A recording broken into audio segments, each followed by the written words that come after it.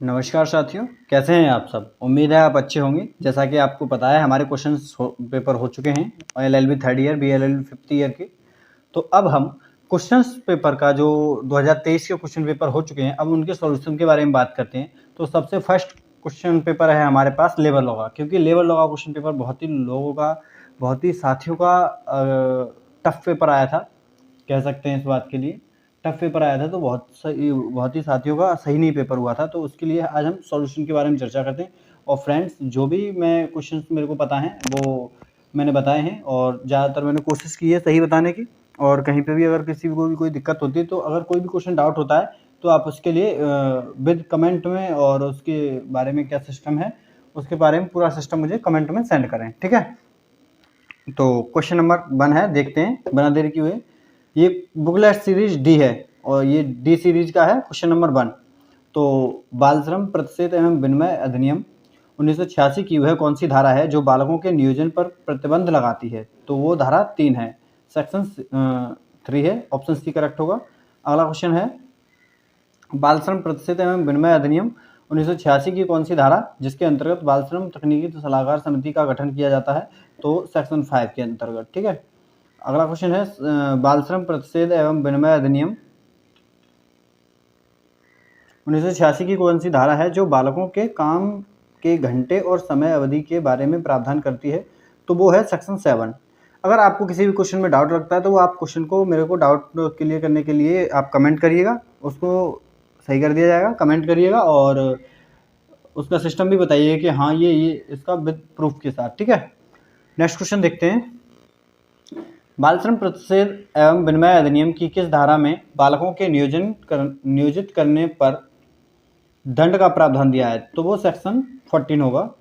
अगला क्वेश्चन है, मजूर महाजन सभा का निर्माण किया गया। तो मजूर महाजन सभा का जो निर्माण है वो NM जोशी द्वारा किया गया। और आप किसी को भी कोई दिक्कत है तो इसको क्लियर कर लें, ठीक है, डाउट में होता है तो उसके लिए। नेक्स्ट क्वेश्चन है हमारे पास, मजदूरी भुगतान अधिनियम की वह कौन सी धारा है जो मजदूरी के भुगतान के दायित्व के संबंध में बंद करती है? तो वो सेक्शन 3 है, मजदूरी भुगतान अधिनियम की सेक्शन 3 है। नेक्स्ट क्वेश्चन है हमारे पास, मजदूरी भुगतान अधिनियम की वह कौन सी धारा है जो अधिकृत कटौती के बारे में प्रावधान करती है? तो वो कौन सा है? सेक्शन 7 है, ऑप्शन सी करेक्ट होगा क्वेश्चन नंबर 7 का। नेक्स्ट क्वेश्चन है क्वेश्चन नंबर 8, मजदूरी भुगतान अधिनियम की वह कौन सी धारा है जो इस अधिनियम के अंतर्गत नियुक्त निरीक्षकों की शक्तियों एवं कार्यों को बताती है? तो वो कौन सी धारा है? वो सेक्शन 40, ठीक है, ऑप्शन बी करेक्ट होगा।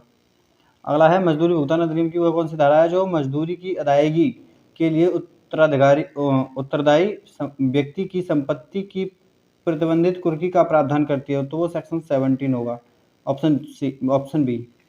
अगला है, मजदूरी भुगतान अधिनियम की वह कौन सी धारा है जो इस अधिनियम के अधीन कौन सी धारा है जो इस अधिनियम के अधीन किए गए अपराधों के लिए शास्ति का प्रावधान करती है? तो किए गए अपराधों के लिए शास्ति का प्रावधान कौन सी धारा करती है? सेक्शन 20, ठीक है, ऑप्शन बी करेक्ट होगा। नेक्स्ट क्वेश्चन है, व्यवसाय संघ अधिनियम की किस धारा में रजिस्ट्रीकृत व्यवसाय संघ को परिभाषित किया गया है? तो रजिस्ट्रीकृत व्यवसाय संघ को किस में परिभाषित किया गया है?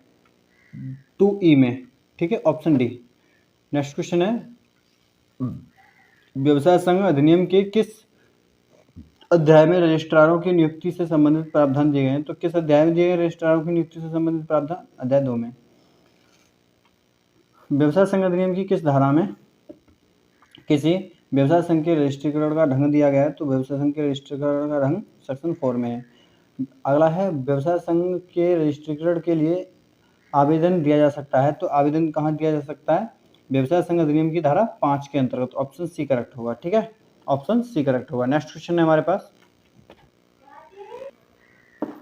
वे सभी उद्देश्य जिनके लिए व्यवसाय संघ स्थापित किया गया है का उल्लेख किया जाना चाहिए, वह प्रावधान निहित है व्यवसाय संघ अधिनियम की किस धारा में निहित है? तो 6B में ये प्रावधान निहित है। किसी व्यवसाय संघ को रजिस्ट्रीकृत करने से पूर्व रजिस्ट्रार अपना समाधान करने के लिए अतिरिक्त जानकारी मांग सकता है, यह प्रावधान निहित है। तो यह प्रावधान सेक्शन 7 में निहित है। अगला क्वेश्चन है, व्यवसाय संघ अधिनियम की किस धारा के अंतर्गत रजिस्ट्रार द्वारा व्यवसाय संघ को रजिस्ट्रीकृत करने का प्रमाण पत्र जारी किया जाता है। तो ये कौन से सेक्शन में होगा? ये सेक्शन 9 में, ठीक है। रजिस्ट्रार द्वारा रजिस्ट्रीकृत करने का प्रमाण पत्र जारी किया जाता है। नेक्स्ट क्वेश्चन देखते हैं। क्वेश्चन नंबर 18 है हमारे पास। व्यवसाय संघ अधिनियम की किस धारा के अंतर्गत व्यवसाय संघ का रजिस्ट्रीकरण रद्द किया जा सकता है? तो व्यवसाय संघ का जो रजिस्ट्रीकरण वो सेक्शन 10 में रद्द किया जा सकता है। अगला क्वेश्चन है, कोई भी व्यक्ति किसी व्यवसाय संघ का सदस्य हो सकता है जबकि उसके निम्न उम्र प्राप्त कर ली हो। तो ये ऑप्शन बी करेक्ट होगा, 15 वर्ष उम्र प्राप्त कर ली हो। वह उद्देश्य जिस पर कोई व्यवसाय संघ अपनी साधारण निधियों को व्यय कर सकता है दिए गए हैं। तो वो कहाँ पे दिए गए हैं? तो वो व्यवसाय संघ अधिनियम की धारा 15 में दिए गए हैं, ठीक है। ऑप्शन सी करेक्ट होगा। अगला क्वेश्चन है, व्यवसाय विवादों के आपराधिक षड्यंत्र संबंधित प्रावधानों का उल्लेख है। तो ये कहाँ पे है उल्लेख? ये सेक्शन 17 में है। ऑप्शन बी करेक्ट होगा। नेक्स्ट क्वेश्चन देखते हैं। व्यवसाय संघ सदस्य द्वारा व्यवसाय संघ की पुस्तकों के निरीक्षण के अधिकार।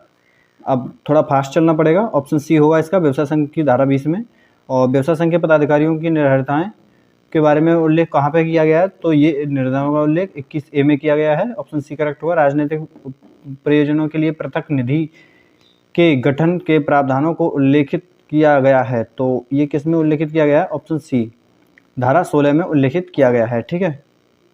आगे है रजिस्ट्रीकृत व्यवसाय संघों के अधिकार और दायित्व बढ़े थे। तो वो धारा अध्याय 3 में बढ़े थे, ठीक है। नेक्स्ट क्वेश्चन देखते हैं।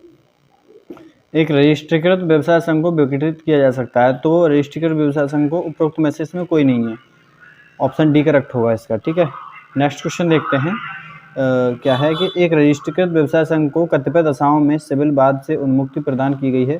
तो इसमें भी ऑप्शन डी करेक्ट होगा, ठीक है। अगला क्वेश्चन है, एक रजिस्ट्रीकृत व्यवसाय संघ का नाम बदला जा सकता है। इसमें भी ऑप्शन डी होगा, कम से कम 2/3 सदस्यों की सहमति से, ठीक है। अगला क्वेश्चन है, अखिल भारतीय ट्रेड यूनियन कांग्रेस का गठन हुआ।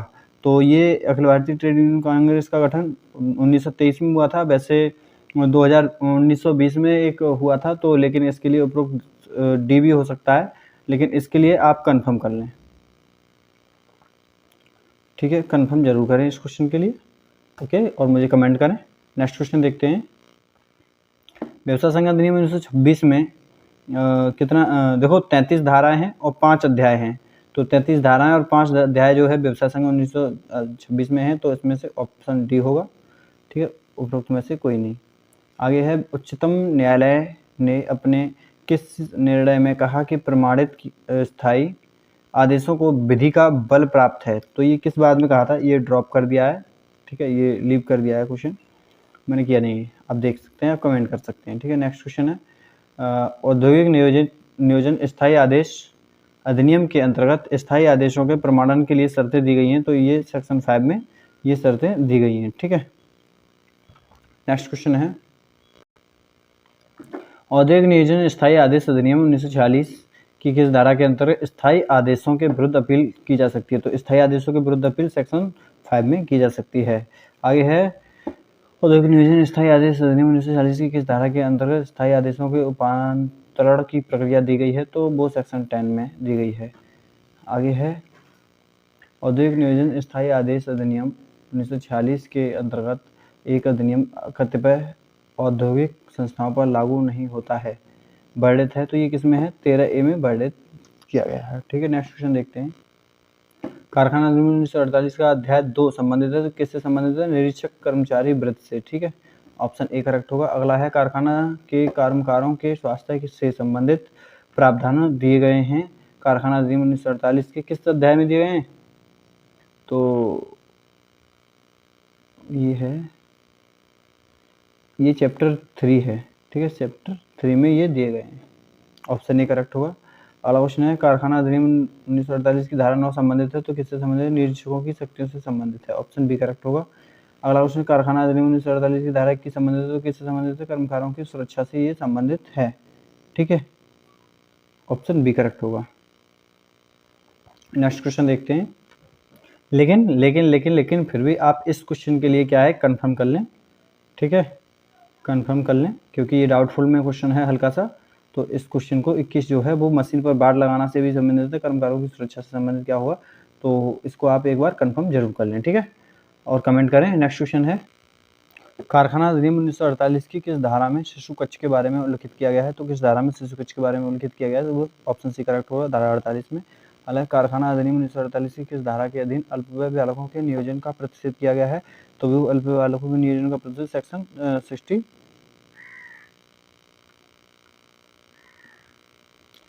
67 में। आप इस क्वेश्चन के लिए एक बार कंफर्म करें, ये उपरोक्त में से कोई नहीं, डी ऑप्शन भी हो सकता है, तो इसके लिए आप क्लियर करें, डाउटफुल क्वेश्चन है, ठीक है। नेक्स्ट क्वेश्चन है हमारे पास, कारखाना अधिनियम के किस अध्याय में परसंकटमय पदार्थों से संबंधित प्रावधान दिए गए हैं, तो परसंकटमय पदार्थों से संबंधित प्रावधान अध्याय 4A में दिए गए हैं। देखिए इसमें जो भी क्वेश्चंस हैं आप कमेंट करके करेक्ट क्वेश्चन बताएं, जो भी क्वेश्चन डाउटफुल क्वेश्चन हो रहे हैं इसमें और जो आपके लिए पता है, तो वो जो नेक्स्ट वीडियो जिस भी पेपर का होगा उस पेपर में हम नेक्स्ट वीडियो के साथ वो क्वेश्चन बता देंगे, ठीक है।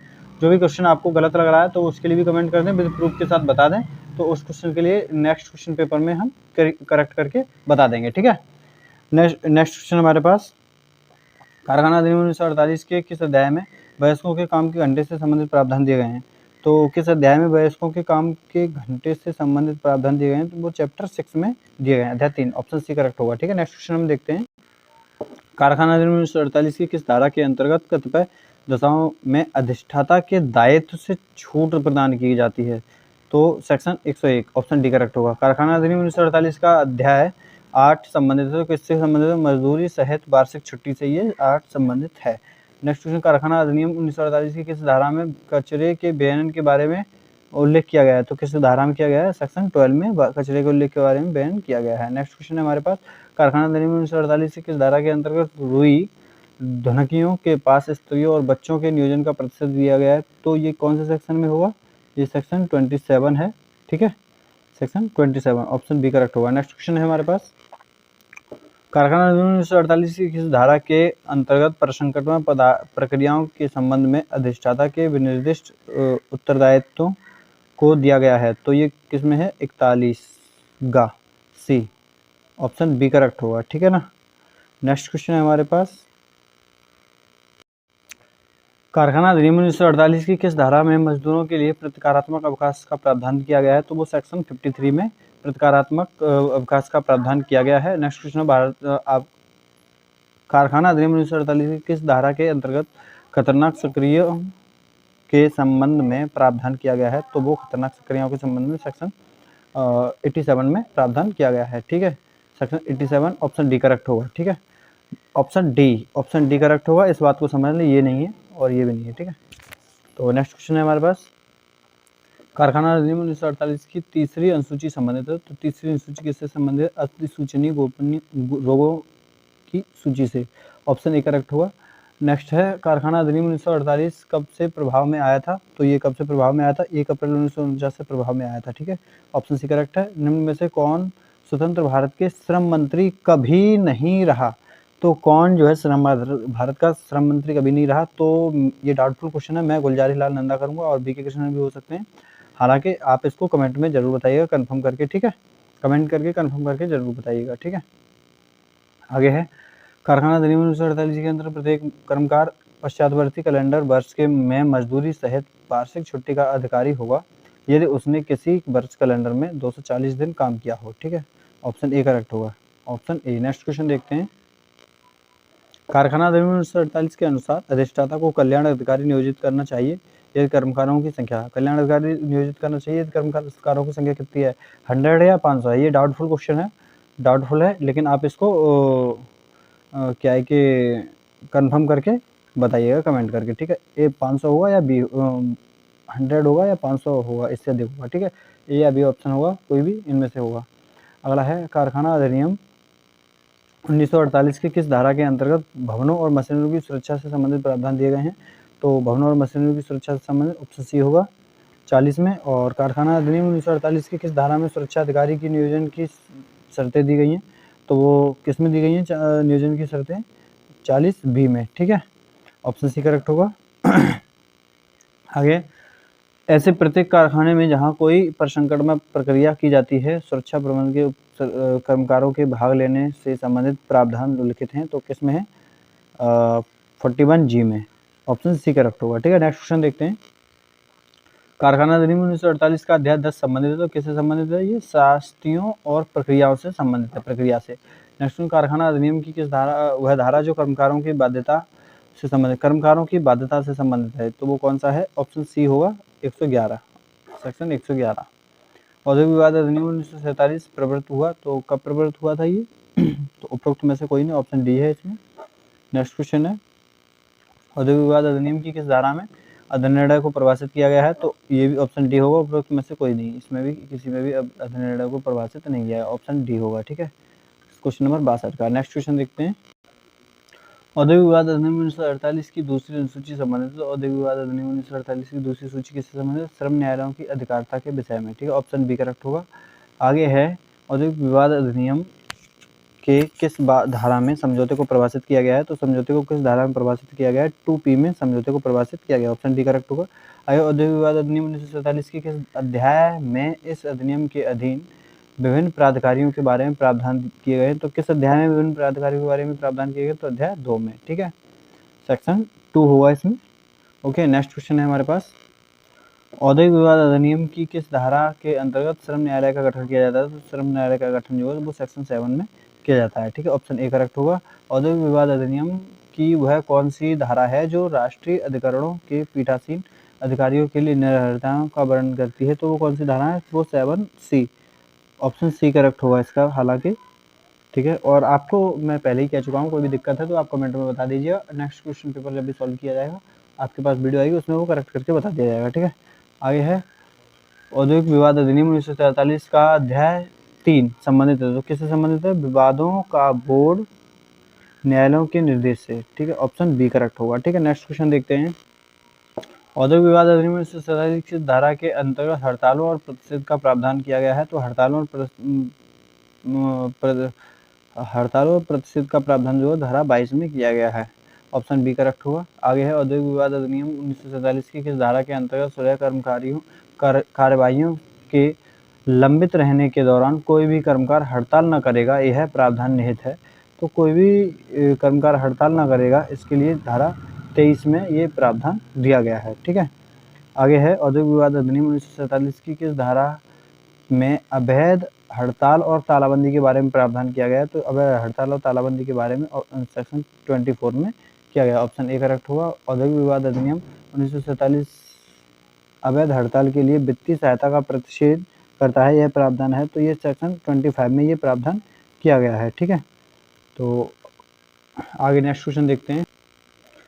औद्योगिक विवाद अधिनियम 1947 की किस धारा में जिन कर्मकारों की कामबंदी की गई है उनके प्रतिकर के लिए अधिकार दिए गए हैं? तो वो सेक्शन 25C में गा में दिए गए हैं, ऑप्शन बी करेक्ट होगा। नेक्स्ट क्वेश्चन है, औद्योगिक विवाद अधिनियम 1947 के अंतर्गत यदि कोई नियोजक किसी उपक्रम को बंद करना चाहता है तो वह 60 दिन के पूर्व बंद कर सकता है। ठीक है, और आप इसका आंसर एक बार कमेंट में कंफर्म जरूर करें। ठीक है, औद्योगिक विवाद अधिनियम 1947 की धारा किस धारा में छटनी के लिए प्रक्रिया दी गई है? तो छटनी के लिए प्रक्रिया किस में है? 25 में। ठीक है, ऑप्शन बी करेक्ट होगा। ठीक है, नेक्स्ट क्वेश्चन है, कतिपय स्थापनों में कामबंदी छटनी एवं उनके बंद किए जाने के संबंध में विशेष उपबंध किए गए हैं, तो वो औद्योगिक विवाद अधिनियम के अध्याय 5 में 5B में ये किए गए हैं। ठीक है, ऑप्शन सी करेक्ट होगा इसका। आगे है, औद्योगिक विवाद अधिनियम 1947 की किस धारा में अवैध हड़तालों और तालाबंदियों के लिए शास्ति का प्रावधान है? तो अवैध हड़ताल और तालाबंदियों के लिए शास्ति का प्रावधान क्या है? वो 26 में किया गया है। ठीक है, धारा 26, ऑप्शन बी करेक्ट होगा इसका भी। अगला क्वेश्चन है हमारे पास, समुचित सरकार औद्योगिक विवाद अधिनियम की पहली अनुसूची को संशोधित कर सकती है, यह प्रावधान है? तो यह प्रावधान धारा 40 में है, ऑप्शन सी करेक्ट होगा, और आप इसको एक बार कंफर्म कर लें। ठीक है, नेक्स्ट क्वेश्चन है हमारे पास, औद्योगिक विवाद अधिनियम 1947 के अनुसार केंद्रीय सरकार द्वारा नियुक्त राष्ट्रीय अधिकरण में सदस्यों की संख्या होगी? तो 1 होगी, ऑप्शन ए। आगे है, औद्योगिक विवाद अधिनियम 1947 में 1947 में क्या है? 7 अध्याय हैं, 40 धाराएं, 5 अनुसूचियां, बिल्कुल करेक्ट, ऑप्शन ए करेक्ट होगा। ठीक है, आगे है, कर्मचारी राज्य बीमा अधिनियम की किस धारा में छूट प्राप्त कर्मचारी को परिभाषित किया गया है, तो छूट प्राप्त कर्मचारी को किस में परिभाषित किया गया है? 210 में परिभाषित किया गया, ऑप्शन सी होगा। आगे है कर्मचारी राज्य बीमा अधिनियम की किस धारा में प्रबंधक अभिकर्ता को परिभाषित किया गया है? तो प्रबंधक अभिकर्ता को किस में किया गया है? 2 क्लॉज 40A में, ठीक है, 2 क्लॉज 14A में, ऑप्शन सी करेक्ट होगा। ठीक है, नेक्स्ट क्वेश्चन है, कर्मचारी राज्य बीमा निगम के संगठन से संबंधित प्रावधान दिए गए हैं, तो संगठन से संबंधित प्रावधान धारा 4 में दिए गए हैं। आगे है कर्मचारी राज्य बीमा निगम अधिनियम के अंतर्गत कर्मचारी राज्य बीमा निगम की स्थायी समिति के सदस्यों की पदावधि का वर्णन है, तो वो है सेक्शन 9 में, ठीक है, सेक्शन 9 में, ऑप्शन सी करेक्ट होगा। आगे है कर्मचारी राज्य बीमा अधिनियम की किस धारा में उनके कर्तव्य अंतर्गत किसके अंतर्गत वे प्रयोजन दिए गए हैं जिनके लिए कर्मचारी राज्य बीमा निधि में व्यय कर सकता है, तो वो सेक्शन 28 में है, ठीक है, ऑप्शन ए करेक्ट होगा। आगे है कर्मचारी राज्य बीमा अधिनियम के अंतर्गत गठित चिकित्सा सुविधा परिषद के सदस्य की सदस्यता की समाप्ति के प्रावधान निहित हैं, तो वो किस धारा के अंतर्गत? और नॉन ऑफ द एबव, ये ऑप्शन डी करेक्ट होगा, ठीक है, इसका, क्योंकि ये सेक्शन 10 में है।